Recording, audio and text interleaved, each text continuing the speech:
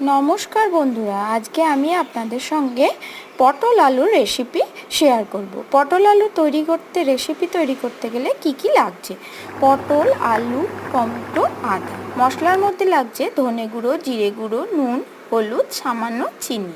ফোড়নে লাগছে তেজপাতা আর গোটা জিরে। কড়াইয়ে অল্প তেল দিয়ে তাতে গোটা জিরে আর তেজপাতাটা দিয়ে দিতে হবে। ওটা ভালো করে একটু তেলের সঙ্গে নাড়াচাড়া করে নিয়ে তার মধ্যে ডুমো ডুমো করে কেটে রাখা পটল ভালো করে এপিট ওপিট ভেজে নিতে হবে, যাতে করে তরকারির স্বাদ খুবই ভালো হবে। এবারে আমি ওই আলুগুলোকে ছোট ছোট করে কেটে নিয়ে একটু সিদ্ধ হতে দিয়েছি।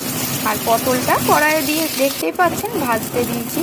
একটু ভাজা ভাজা হয়ে গেলে পটলটা ওর মধ্যে কুচি কুচি করে কেটে রাখা টমেটো আর মশলাগুলো দিয়ে দেব।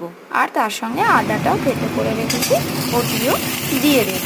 এবার ওই মশলাগুলো, টমেটো, আদা থেতো করাটা ভালো করে ওই পটলের সঙ্গে মিশিয়ে নিয়ে একটা ঢাকনা দিয়ে ঢেকে দেবো, যাতে মশলাগুলো পটলের সঙ্গে ভালো করে মজে যায়। এতে করে তরকারির স্বাদ খুবই ভালো হবে। এবারে মশলাগুলো ভালো করে মজে এলে সিদ্ধ করে রাখা আলুটি জল সমেত ওই পটল আর মশলার মিশ্রণে ঢেলে দেবো। এরপর ভালো করে খুন্তির সাহায্যে নেড়ে চেড়ে দিয়ে আবার ওই পটল, আলু বা একটু জল দিয়ে ভালো করে ফুটতে দেবো। কিছুক্ষণ ফোটার পর যখন দেখবো যে তরকারিটা একটু মাখা মাখা হয়ে গেছে, তখন একটু সামান্য চিনি দিয়ে, আপনারা চিনি না দিতেও পারেন আর চাইলে লঙ্কাও দিতে পারেন। আমি ঝাল খাই না, তাই ঝাল দিইনি।